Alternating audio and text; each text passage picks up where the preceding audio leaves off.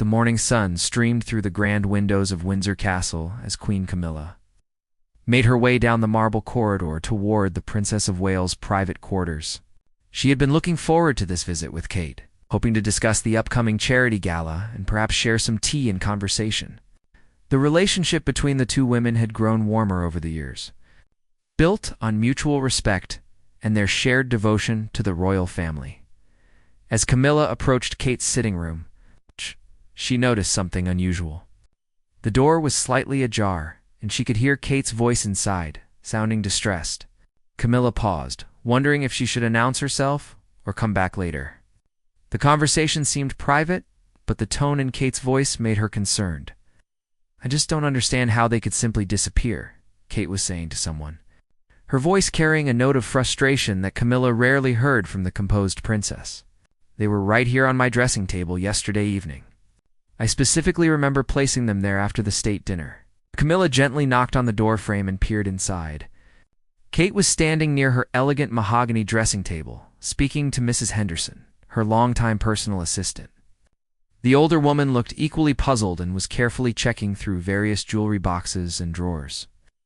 "Your Majesty," Kate said, noticing Camilla's presence and immediately brightening despite her obvious worry. "Please, come in. I'm so sorry, but I'm having a rather strange morning." Camilla entered the beautifully appointed room, taking in the scene. Kate's usually perfectly organized space seemed slightly disheveled. With jewelry boxes open and their contents partially examined. "Whatever is the matter, my dear?" Camilla asked, settling into one of the comfortable chairs near Kate's sitting area. Kate sighed and ran her hand through her perfectly styled hair. "It's the most peculiar thing. Some of my jewelry has gone missing. Not just any pieces, but some rather significant ones. The diamond earrings that belonged to Princess Diana, and the sapphire brooch that was a wedding gift from the Queen. I wore them just yesterday evening, and now they're nowhere to be found." Mrs. Henderson looked up from her search through a velvet-lined drawer. "We've checked everywhere, Your Majesty. Every jewelry box, every drawer, even places where they wouldn't logically be. The princess is certain she placed them on the dressing table before retiring last night." Camilla felt a chill run through her. Missing royal jewelry was no small matter. These weren't just valuable pieces. They carried historical significance and sentimental value that made them irreplaceable. The thought of them being lost or stolen from within the castle walls was deeply troubling. "Have you spoken to security?" Camilla asked, her mind already racing through the implications. The castle had extensive security measures. Access to the royal family's private quarters was strictly controlled. Kate nodded, wrapping her silk robe more tightly around herself. "I called them first thing this morning. They're conducting a discreet investigation. But so far, nothing. The security cameras show no unauthorized access to this wing of the castle. Only family members and our most trusted staff have been in and out." The weight of the situation settled over the three women. Missing jewelry within the royal household could spark rumors, damage reputations, and create security concerns that extended far beyond the immediate loss. Camilla could see the stress in Kate's eyes, understanding that this wasn't just about missing accessories, but about trust, security, and the careful order that governed their lives. "We'll figure this out," Camilla said firmly, reaching over to squeeze Kate's hand. "There must be a logical explanation. Perhaps they were moved for cleaning, or maybe they fell behind the furniture. These old castles have so many nooks and crannies." But even as she spoke reassuring words, Camilla couldn't shake the uneasy feeling that something more complex was at play. The missing pieces weren't random costume jewelry that might be easily misplaced. They were significant, recognizable pieces that any member of the household staff would know. It belonged to the Princess of Wales. Mrs. Henderson continued her methodical search, checking even the most unlikely places.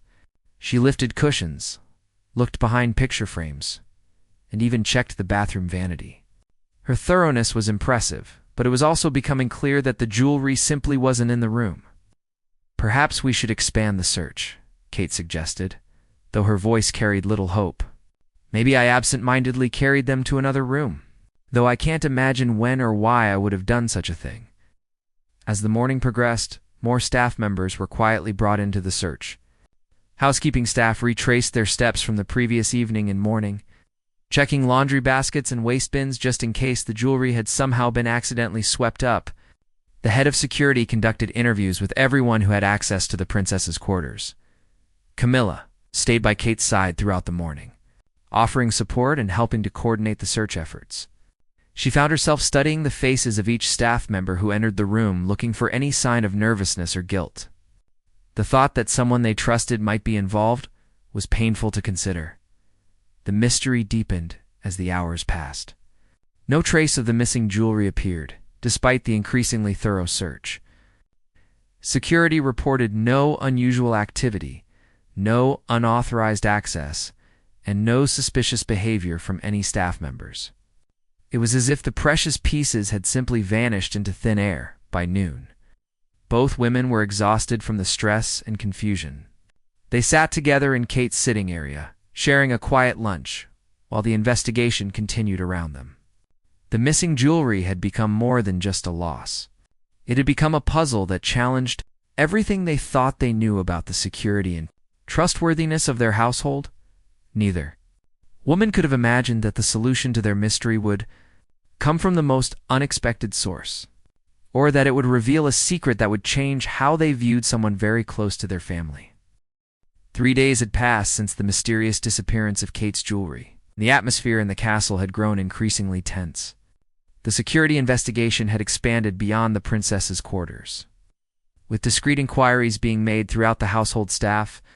Despite their best efforts, no clues had emerged, and the missing pieces seemed to have vanished without a trace. Camilla found herself more invested in solving this mystery than she had expected. The thought that someone within their trusted circle might be responsible troubled her deeply. She had begun paying closer attention to the comings and goings of everyone around them, watching for any unusual behavior or signs of guilt. On this particular afternoon, Camilla was in the castle's beautiful conservatory, tending to some of her favorite orchids. The peaceful activity usually helped her think, and she hoped that some quiet time might help her see something they had missed. The glass walls of the conservatory offered views of the castle grounds, where she could see various staff members going about their daily duties. As she carefully misted a particularly delicate purple orchid, she noticed her grandson Louis playing on the castle lawn with his nanny. Miss Sarah, the young prince, was full of energy, running around with a toy airplane and making swooping sounds as he pretended to be a pilot. Watching him brought a smile to Camilla's face, reminding her that life continued normally for the children. Despite the adult concerns that were preoccupying the household, Miss Sarah, a young woman in her mid-20s who had been with the family for over a year, was attentively watching Louis while reading a book. She was well regarded by the family, having proven herself to be responsible, caring, completely trustworthy with the royal children. Her background had been thoroughly vetted before her employment, and she had never given anyone reason for concern. Camilla was about to return her attention to her flowers when something caught her eye. Louis had dropped his toy airplane and was reaching into his small jacket pocket to pull out something that glittered in the afternoon sunlight. Even from her distance, Camilla could see that the object was reflecting light in a way that suggested it was quite precious. Her heart began to beat faster as she watched. Louis examined the object in his small hands. He seemed to be fascinated by how it caught the light, turning it this way and that with the innocent curiosity that was so typical of children his age. Miss Sarah glanced over at him, but didn't seem to think anything was unusual about whatever he was holding. Camilla set down her misting bottle and moved closer to the conservatory windows, trying to get a better view of what Louis had in his possession. Her suspicions were growing by the moment, but she tried to tell herself that it was probably just a toy or some harmless trinket that children often collected. However, as Louis held the object up to catch more sunlight, Camilla felt her breath catch in her throat. Even from her position in the conservatory, she could see the distinctive blue sparkle that could only come from a high-quality sapphire. The size and shape of what Louis was holding looked remarkably similar to Kate's missing sapphire brooch. Her mind raced as she tried to process what she was seeing. How could Louis have come to possess what appeared to be one of Kate's missing pieces of jewelry? The young prince was only 5 years old and wouldn't have any understanding of the value or significance of such an item. If he did indeed have Kate's brooch, how had it come into his possession? Camilla's first instinct was to rush outside and confront the situation immediately. But her years of experience in delicate family matters made her pause. She needed to handle this carefully. If Louis did have Kate's jewelry, there had to be an explanation that didn't involve any malicious intent on his part. Children sometimes picked up interesting objects without understanding their importance. She continued watching as Louis showed the sparkling object to Miss Sarah. The nanny leaned over to look at what he was holding, and Camilla could see her saying something to the child. Though she couldn't hear the conversation from inside the conservatory, Miss Sarah's body language didn't suggest alarm or recognition that Louis was holding something valuable. After a few moments, Miss Sarah gently took the object from Louis and examined it more closely. Even from her distant vantage point, Camilla could see the young woman's expression change from casual interest to what looked like surprise and concern. Miss Sarah held the object up to the light, turning it over in her hands, much as Louis had done. But her examination seemed more purposeful and worried. Camilla watched as Miss Sarah spoke more seriously to Louis, clearly asking him questions about where he had gotten the sparkling object. The child's response involved animated gestures and pointing in various directions, the typical way children told stories when they were excited or trying to explain something complex. The conversation between the nanny and the young prince continued for several minutes, with Miss Sarah appearing to grow more concerned with each of Louis's explanations. She kept looking around the grounds as if expecting to see someone approaching, and her posture had become noticeably more tense. Finally, Miss Sarah made a decision. She carefully placed the sparkling object in her own pocket and took Louis by the hand, leading him back toward the castle at a pace that was faster than their usual leisurely walk. Her urgency was apparent even from Camilla's distant observation point. Camilla quickly left the conservatory and made her way through the castle corridors, hoping to intercept Miss Sarah and Louis before they reached the nursery. She had too many questions that needed answers, and she couldn't wait any longer to discover the truth about what Louis had been carrying as she hurried through the halls. Camilla's mind was spinning with possibilities. Had Louis somehow wandered into Kate's quarters and taken the jewelry? Had someone given it to him? Was there an innocent explanation that would solve the mystery without implicating anyone in wrongdoing? Or was there something more troubling at work that would require serious intervention? The answers she was about to receive would prove to be far more surprising than anything she could have imagined, and they would lead to revelations that would shake her understanding of the people she thought she knew best. Camilla intercepted Miss Sarah and Louis just as they were entering the castle through the garden doors. The young nanny looked visibly shaken, and Louis was chattering excitedly about his playtime, completely unaware of the significance of what had just transpired. When Miss Sarah saw Camilla approaching, her face went pale, and she instinctively placed a protective hand over the pocket where she had stored the mysterious object. "Shh, Miss Sarah," Camilla said gently, trying to keep her voice calm despite her racing heart. "Might I have a word with you? Perhaps Louis could play in the nursery for a few minutes while we talk." The young woman nodded nervously, clearly understanding that this wasn't a casual request. "Of course, Your Majesty. Louis, why don't you go choose a book from your shelf? I'll be with you in just a moment."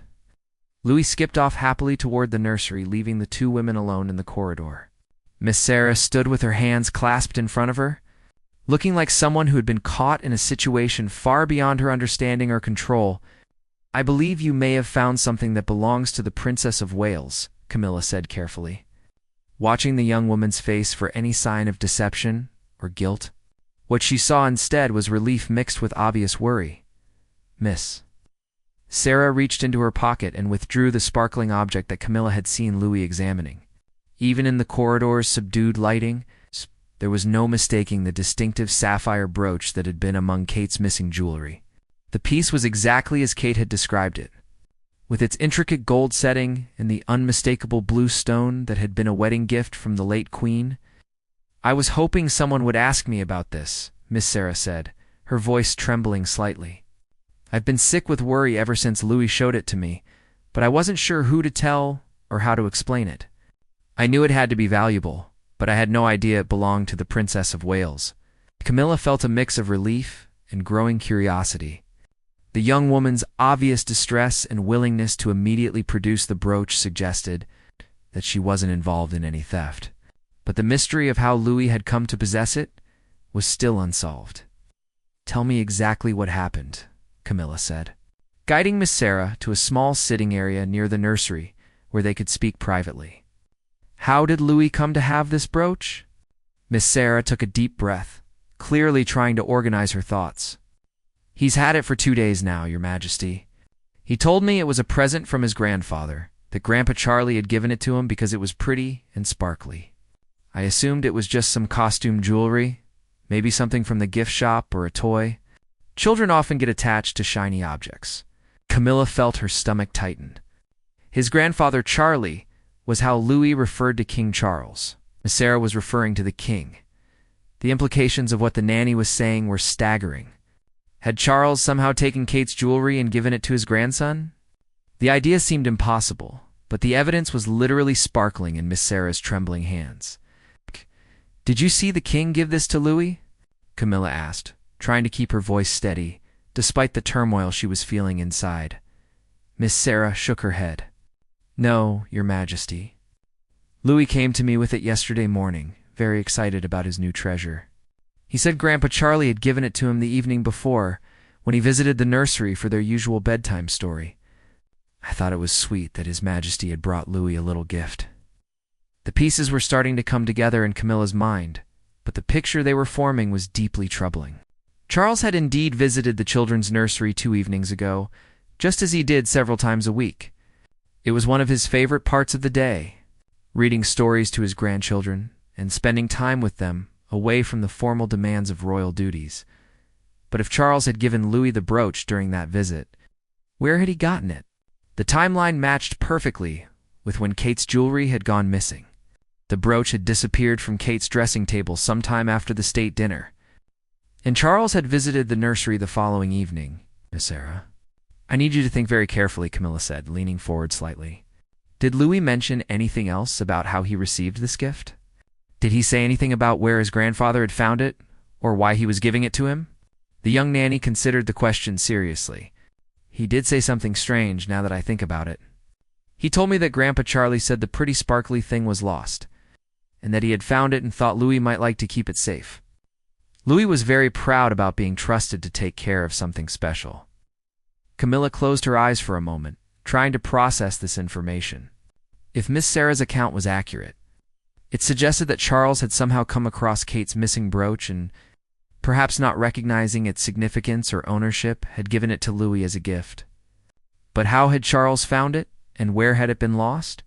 "There's something else, Your Majesty," Miss Sarah continued, reaching into her other pocket. "Louis also showed me this yesterday."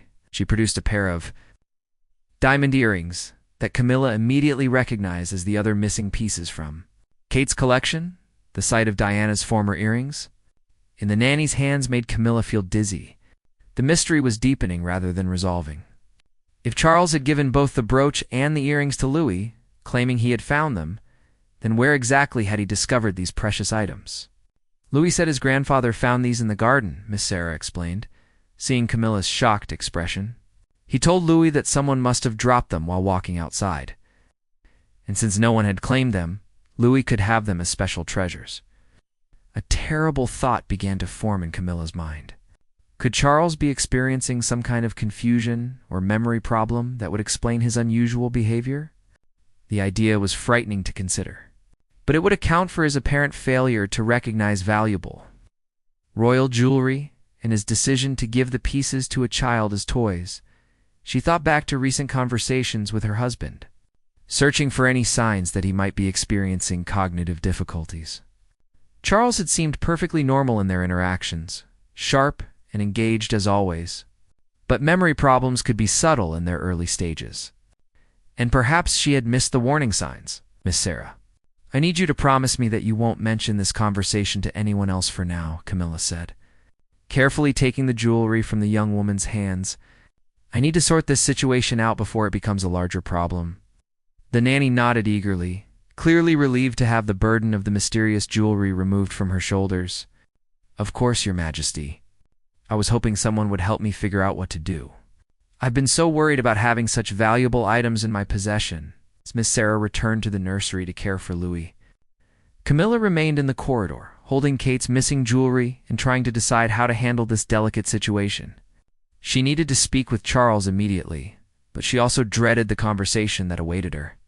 The implications of what she had learned were too serious to ignore, and the path forward would require careful navigation of family relationships and potentially serious health concerns. Camilla spent the rest of the afternoon in her private study, staring at Kate's recovered jewelry and wrestling with how to approach Charles about the situation. The pieces lay on her desk like evidence in a crime that made no sense. She had examined them carefully, confirming that they were indeed the missing items that had caused so much concern over the past 3 days. The more she thought about the situation, the more worried she became. Charles giving valuable royal jewelry to their grandson as toys suggested a serious lapse in judgment that was completely out of character for him. Throughout their marriage, she had never known him to be careless with important possessions, or to fail to recognize the significance of pieces from the royal collection. When Charles returned to their private quarters that evening, after a full day of official engagements, Camilla was waiting for him in their sitting room. She had arranged the jewelry on a small table beside her chair, covering it with a silk scarf so it wouldn't be immediately visible. She needed to approach this conversation carefully, watching for his reaction when he saw the pieces. "You look troubled, my dear," Charles said as he entered the room, loosening his tie after a long day of meetings. "Has something happened with the investigation into Kate's missing jewelry? I know how concerned you've been about the whole business." His question seemed natural and caring, showing no sign that he had any knowledge of the jewelry's whereabouts.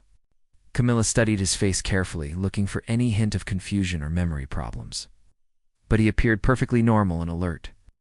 "Actually, the jewelry has been found," Camilla said carefully, "but the circumstances of its recovery are rather puzzling."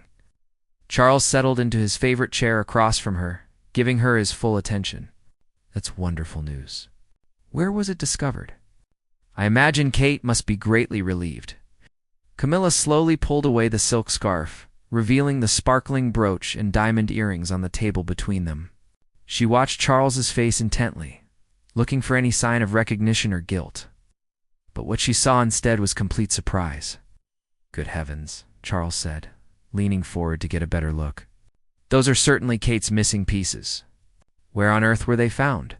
His reaction seemed genuinely shocked and curious, with no hint that he had any previous knowledge of the jewelry's location. Camilla felt both relief and growing confusion. If Charles truly had no memory of giving these pieces to Louis, then what exactly had happened? "They were found in Louis's possession," Camilla said, continuing to watch Charles's face carefully. According to his nanny, Louis claimed that his grandpa Charlie had given them to him as special treasures. The change in Charles's expression was immediate and dramatic. The color drained from his face, and he stared at the jewelry with a look of dawning horror. For several moments he said nothing, his mouth opening and closing, as if he were trying to form words that wouldn't come. "No," he finally whispered, shaking his head slowly. "That's not possible. I would never. I couldn't have." But even as he spoke the words, Camilla could see uncertainty creeping into his eyes. He was staring at the jewelry as if seeing ghosts, and his hands had begun to tremble slightly. "Charles," Camilla said gently, moving from her chair to sit beside him, "I need you to think very carefully. Do you remember visiting the nursery 2 evenings ago for story time with the children?" He nodded slowly. "Yes, of course. I read them The Velveteen Rabbit." Louis was particularly excited about the story that night. "We talked about how love makes things real and special. Do you remember anything else about that visit? Did you bring anything with you for the children?" Charles closed his eyes, clearly struggling to recall the details of that evening. I'm not sure.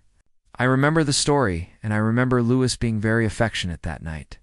He kept hugging me and telling me he loved me." He opened his eyes and looked at Camilla with growing distress. "But I don't remember giving him any jewelry. How could I have done such a thing without realizing it?" Camilla took his hands in hers, feeling how they shook with emotion. "Tell me about your day leading up to that nursery visit. Do you remember where you were earlier that evening?" What you were doing before you went to read to the children." Charles rubbed his temples, clearly trying to piece together memories that seemed frustratingly unclear. There was the state dinner, of course. I remember that clearly. And afterward, I think I walked around the castle for a while. I often do that when I need to think or decompress after formal events. "Where did you walk?" Camilla pressed gently. "Do you remember your route through the castle that evening?" "I went through the main corridors, past the portrait gallery, and I think I may have walked past Kate's quarters." He looked up at Camilla with growing alarm. "But I wouldn't have entered her private rooms. That would be completely inappropriate." Camilla felt a chill as she began to understand what might have happened. "Charles, is it possible that you saw something in the corridor near Kate's rooms? Something that caught your attention?" Charles was quiet for a long moment, his brow furrowed in concentration. "There's something, a vague memory of seeing something sparkly on the floor. I thought someone had dropped something, maybe a staff member cleaning up after the state dinner." The picture was becoming clearer, but it was also more troubling than Camilla had anticipated. "Do you remember picking up whatever you found?" "Yes, I think I did," Charles said, his voice barely above a whisper. "I remember thinking someone would be looking for whatever they had lost, but after that," he shook his head in frustration. "After that, everything becomes hazy.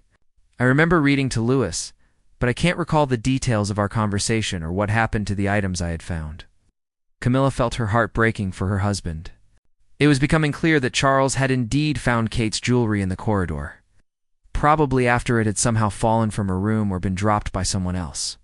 In his natural helpfulness, he had picked up the items with the intention of returning them to their owner, but somewhere between finding the jewelry and visiting the nursery, something had gone wrong with his memory or judgment. Perhaps the stress of the state dinner, combined with fatigue, had caused a temporary lapse that led him to give the valuable pieces to Louis without fully understanding what he was doing. "The important thing," Camilla said, squeezing Charles's hands reassuringly, "is that the jewelry has been recovered and no one was hurt. We can return the pieces to Kate and explain that there was simply a misunderstanding." But she could see in Charles's eyes that he was thinking the same frightening thoughts that had been plaguing her. If he could have such a significant memory lapse about something this important, what did it mean for his health and his ability to fulfill his duties as king? The following morning brought no relief from the weight of the previous evening's revelations. Charles had spent a restless night tossing and turning as he struggled with the implications of his memory lapse. Camilla had lain awake beside him, listening to his troubled breathing and wrestling with her own fears about what this incident might mean for their future. Over breakfast, they sat in unusual silence, both lost in their own thoughts. The recovered jewelry lay in a secure box on Camilla's desk in the next room, waiting to be returned to Kate. But the simple act of giving back the missing pieces wouldn't resolve the larger questions that now haunted them both. "I keep trying to remember more details from that evening," Charles said finally, setting down his teacup with hands that still trembled slightly. "But it's like trying to grasp smoke. The memories slip away every time I think I'm getting close to them." Camilla reached across the small breakfast table to touch his arm. "Perhaps we should speak to Dr. Morrison about what happened. Memory lapses can have many causes, and most of them are temporary and treatable." Dr. Morrison was the royal physician, a discreet and trusted medical professional who had served the family for over a decade. Charles had always been healthy and sharp, with no previous signs of cognitive problems, but the events of recent days couldn't be ignored or dismissed as simple forgetfulness. What if it's something serious? Charles asked, voicing the fear that had been haunting both of them. What if this is the beginning of something progressive that will affect my ability to serve as king? It was the question that Camilla had been dreading, but she knew they had to face it honestly. The responsibilities of the monarchy required complete mental clarity and sound judgment. If Charles was experiencing the early stages of dementia or another cognitive condition, the implications would extend far beyond their personal concerns. "Then we'll deal with it together," Camilla said firmly. "But we can't make any assumptions until we know what we're actually dealing with. This could be nothing more than stress and fatigue causing a temporary problem." A soft knock at the door interrupted their conversation. "Come in," Charles called, and they were surprised to see Captain Williams, the head of castle security. Entering with a respectful bow, Your Majesties, I apologize for the interruption, but I have some information about the missing jewelry that you should know about. Camilla felt her heart skip a beat. Had their careful handling of the situation somehow been compromised? Please, sit down and tell us what you've discovered. Captain Williams took a seat across from them, looking somewhat uncomfortable with what he had to reveal. We completed our investigation into the theft, and I'm afraid we found some troubling evidence that I felt you should know about before we proceed further. Charles and Camilla exchanged worried glances. They had assumed that with the jewelry recovered, the security investigation would simply be closed without further incident. What kind of evidence? Charles asked, his voice steady, despite his inner turmoil. We discovered that one of the housekeeping staff, Mrs. Patterson, has been taking small items from various royal quarters over the past several months. Nothing as valuable as jewelry, mind you, but personal items that she apparently thought wouldn't be missed. Pens, small decorative objects, that sort of thing. Camilla felt a wave of confusion. But the jewelry has been recovered. Mrs. Patterson didn't take it. That's correct, Your Majesty. But our investigation revealed that Mrs. Patterson was in the Princess of Wales's quarters that evening, and we believe she may have accidentally knocked the jewelry box from the dressing table while cleaning. The pieces likely scattered on the floor and into the hallway. The captain continued his explanation, and suddenly everything began to make sense. We found evidence that Mrs. Patterson attempted to collect all the scattered pieces, but in her panic about potentially being blamed for the damage, she missed several items that had rolled further into the corridor. Charles felt a mix of relief and embarrassment wash over him. His memory lapse now had a context that made it seem less frightening. He had indeed found the jewelry in the corridor. Just as he had vaguely remembered, Mrs. Patterson's accident had created the circumstances that led to his discovery of the scattered pieces. What happened to Mrs. Patterson? Camilla asked, though she suspected she already knew the answer. She's been dismissed, Your Majesty, though we've handled the matter discreetly to avoid any public scandal. Her previous thefts, while minor, represent a serious breach of trust that we cannot overlook. After Captain Williams left, Charles and Camilla sat in contemplative silence. The mystery of the missing jewelry was now fully solved. But Charles's memory problem still needed to be addressed. I still don't understand why I would give valuable jewelry to Louis as toys, Charles said. Even if I found the pieces in the corridor, I should have recognized their significance and returned them to Kate immediately. Camilla had been thinking about this very question. You said you were decompressing after the state dinner when you found them. You were probably tired and not thinking clearly. And you know how Louis loves shiny objects? In your grandfather mode, perhaps you just wanted to make him happy without fully considering what you were giving him, was a plausible explanation. But both of them knew it didn't completely alleviate their concerns about Charles's mental acuity. The decision to give away valuable royal jewelry, regardless of the circumstances, represented a lapse in judgment that was concerning. I think we should still speak to Dr. Morrison, Camilla said gently. Not because I think you're ill, but because it would give us peace of mind. And if there are factors contributing to memory problems, stress, sleep issues, medication interactions, he might be able to help. Charles nodded, knowing she was right. The responsibilities of being king were enormous, and he owed it to the country to ensure he was mentally and physically capable of fulfilling his duties. And in the meantime, Camilla continued, we need to return Kate's jewelry and explain what happened. She's been worried sick for days. They both dreaded that conversation. Knowing that Kate would be understanding, but that the incident would inevitably change how the family viewed Charles's reliability. The ripple effects of this seemingly small incident were beginning to spread in ways they were only starting to comprehend. The afternoon sun cast long shadows across Kate's sitting room as Camilla knocked gently on the door. Carrying the small velvet box that contained the recovered jewelry, she had spent considerable time that morning preparing for this conversation. Knowing that the explanation would require delicate handling to preserve family relationships, while being honest about what had occurred, Camilla, Kate exclaimed with genuine surprise and pleasure as she opened the door. What a lovely surprise. Please, come in. I was just having some tea and catching up on correspondence. The princess looked much more relaxed than she had during the stressful days following the jewelry's disappearance. The investigation had been called off the previous day without explanation. which had allowed some of the tension in the household to dissipate. Even though Kate still didn't know what had happened to her precious pieces, "My dear Kate," Camilla said, settling into the familiar chair where she had sat just days earlier during the height of the crisis, "I have some wonderful news for you, but also a rather unusual story to share." Kate's eyes lit up with curiosity and hope. "Please tell me you found my jewelry. I've been trying not to think about it, but those pieces mean so much to me, especially the earrings that belong to Diana." Camilla smiled and placed the velvet box on the table between them. "Your jewelry has been safely recovered, and I can assure you that it was never in any real danger. However, the circumstances of its disappearance and recovery are quite extraordinary." As Kate opened the box and gasped with relief at seeing her treasured pieces, Camilla began to tell the full story. She explained Mrs. Patterson's accidental spilling of the jewelry box, Charles's discovery of the scattered pieces in the corridor, and the chain of events that led to little Louis becoming the temporary guardian of royal treasures. "Charles gave my diamond earrings to Louis as toys," Kate asked, her voice a mixture of disbelief and amusement. "But surely he recognized them as valuable pieces." Camilla explained Charles's memory difficulties surrounding that evening, his fatigue after the state dinner, and his grandfather's desire to make Louis happy with something sparkly.